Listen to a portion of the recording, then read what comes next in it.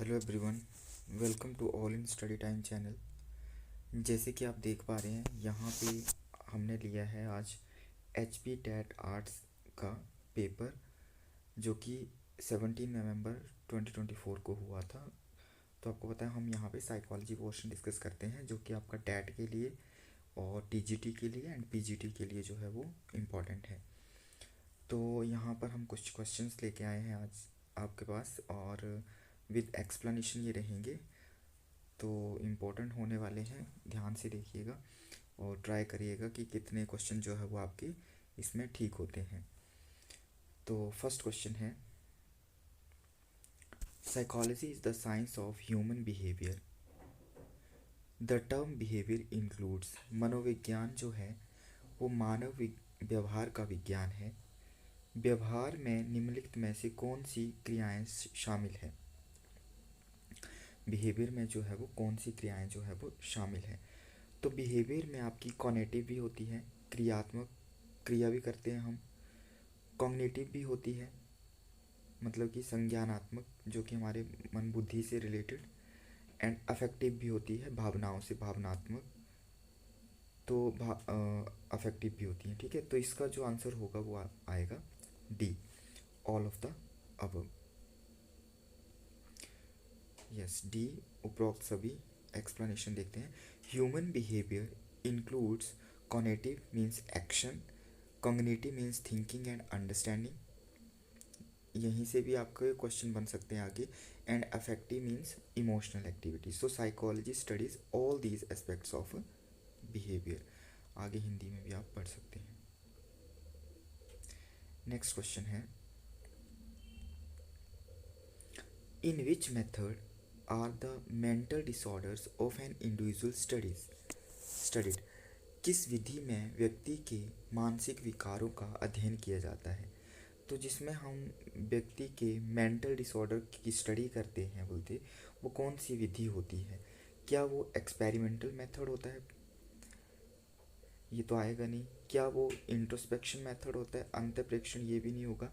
मतलब हम डिसऑर्डर की स्टडी करें ना, मेंटल डिसऑर्डर, क्या क्वेश्चनर तो बिल्कुल भी नहीं होगा। तो यहाँ पर आएगा क्लिनिकल मेथड, नैदानिक, मतलब कि उसका हम नैदानिक विधि का, उसमें क्लिनिकल मेथड का उपयोग जो है वो कर रहे हैं। तो सेकंड का होगा बी, सेकंड का B, clinical method.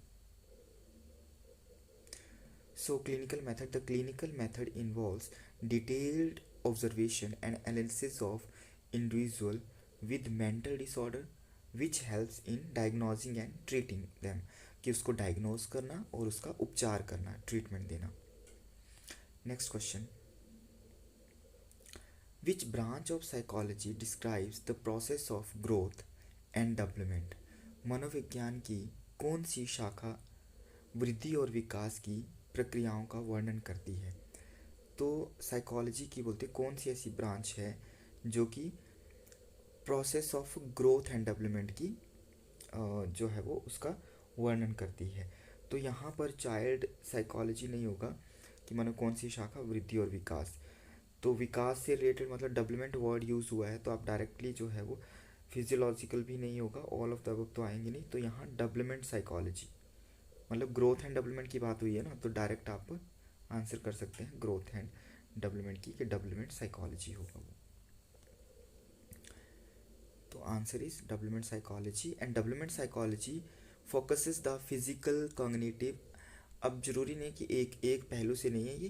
Development psychology focuses on physical cognitive emotional changes through out a person's life. ठीक है, यहाँ सिंगल सिंगल दिया है, डेवलपमेंट मतलब ये तीनों ही इसमें आ गए। Clear? Next question, which of the following is not true about educational psychology. इनमें से कौन सा जो है कथन वो एजुकेशनल साइकोलॉजी के लिए जो है वो सत्य नहीं है? तो फर्स्ट दिया है, educational psychology help to study learning behaviour. Note बोला है, ये याद रखना है आपने। तो एजुकेशनल साइकोलॉजी जो है वो हेल्प करती है हमारा, मतलब कि लर्न बिहेवियर को लर्न करने से, एक्शन मनोविज्ञान सीखने के व्यवहार का अध्ययन करने में सहायक है। ये सही है। Educational psychology helps to improve family environment.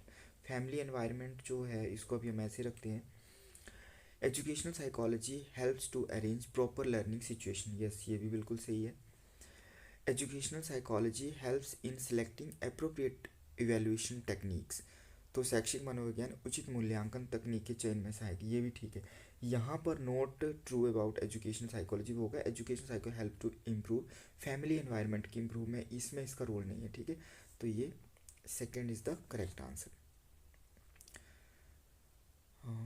So educational psychology helps to improve family environment. Educational psychology focuses on learning process, teaching किस किस में focuses करती है ये, learning process, teaching methods, evaluation techniques, but it does not directly deals with improving the family environment.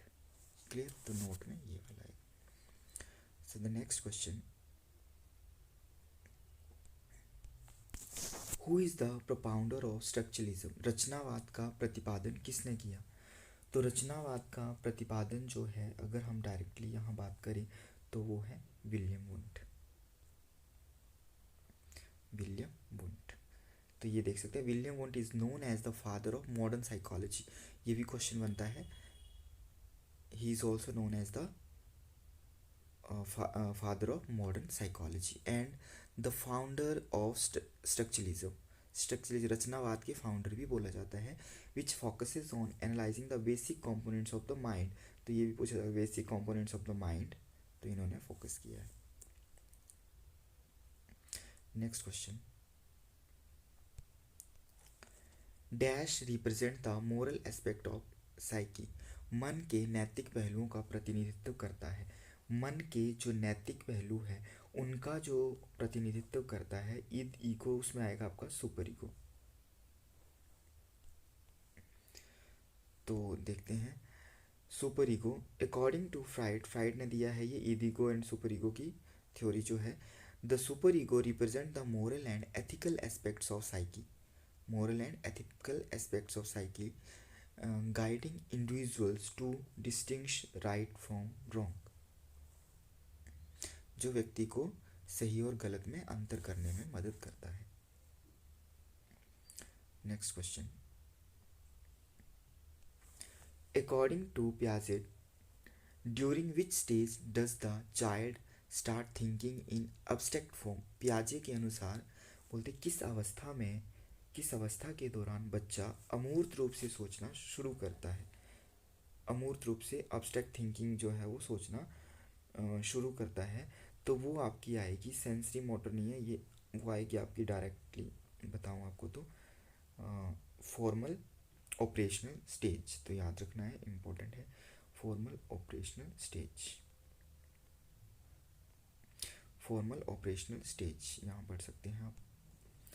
According to पियाजे in the formal operational stage कौन कब से कब तक होती है, एज 12 एंड अबव, तो ये याद रखना है, ये यहाँ से भी क्वेश्चन पूछा जा सकता है। Children develop the ability to think abstractly and use logically, logically and abstractly जो है वो यहाँ से उसकी सोच जो है वो 12 के बाद स्टार्ट हो जाती है। Next question, differences in reasoning, power of imagination and creative expression are example of which type of individual differences?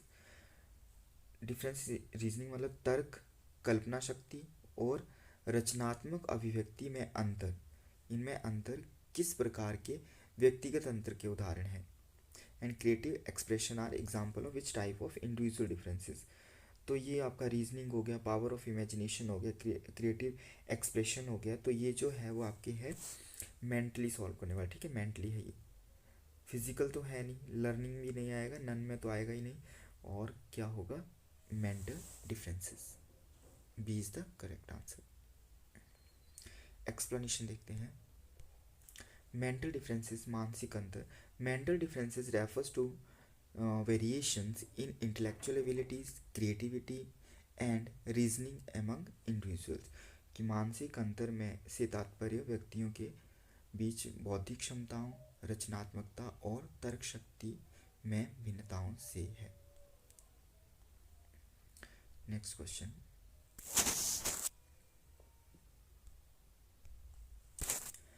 Which of the following statements is not true about human growth, कि मानव वृद्धि के बारे में निम्नलिखित में से कौन सा कथन सत्य नहीं है, कौन सा सही नहीं है, कि आपका ह्यूमन ग्रोथ से रिलेटेड नोट बोला है यहाँ पे, तो ये याद रखना है। तो ह्यूमन ग्रोथ से रिलेटेड अगर हम बात करें, growth is limited to physical growth, growth is life long हो सकती है। कैसे होगी, हम एक्सप्लेनेशन से समझते हैं। Growth is not limited to physical aspect, मतलब फिजिकल तक की नहीं है, लाइफ लॉन्ग कैसे होगी, तो ग्रोथ मतलब कि हमारी मेंटली भी ग्रोथ होती है, मतलब ग्रोथ एक तरह से वही कि ग्रोथ के साथ ही डेवलपमेंट होती है। अब आई होप आप समझ रहे हैं। It also include mental development भी होगा, इमोशनल भी होगा, एंड सोशल चेंजेस भी आएंगे।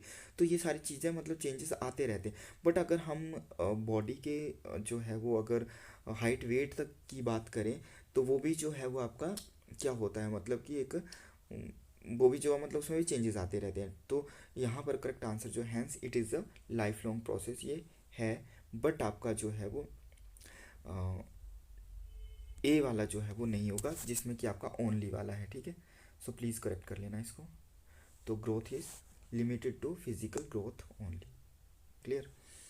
सो the next question,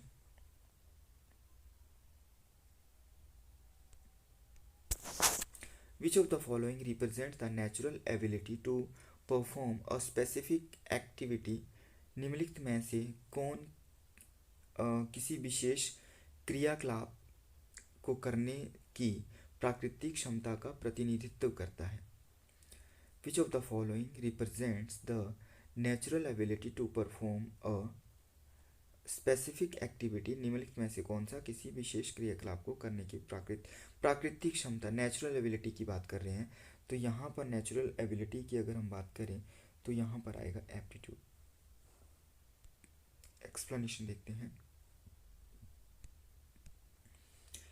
aptitude refers to the innate ability or talent of a person to perform, कि एक पर्सन के अंदर टैलेंट होता है किसी चीज़ को परफॉर्म करने का, a particular task or activity efficiently, कि उस वो टास्क को या एक्टिविटी को एफिशिएंटली वे से जो है वो कैसे जो है वो मतलब कि एफिशिएंटली वो कर सकता है, ठीक है। तो इसका करेक्ट आंसर जो होगा वो ए होगा। तो आई होप जो भी हमने आज किया है वो आपको अंडरस्टैंड हो गया होगा। एंड जो भी चैनल पे नए हैं वो चैनल को सब्सक्राइब कर लेंगे, क्योंकि हर रोज़ हम आपके लिए जो है वो इस तरह के क्वेश्चन जो है वो विद एक्सप्लेनेशन जो है वो लाते रहते हैं। नेक्स्ट जो है वो आपका 17 का ही नेक्स्ट के क्वेश्चन जो है वो हम अगली क्लास में करेंगे। Thanks for watching, thank you.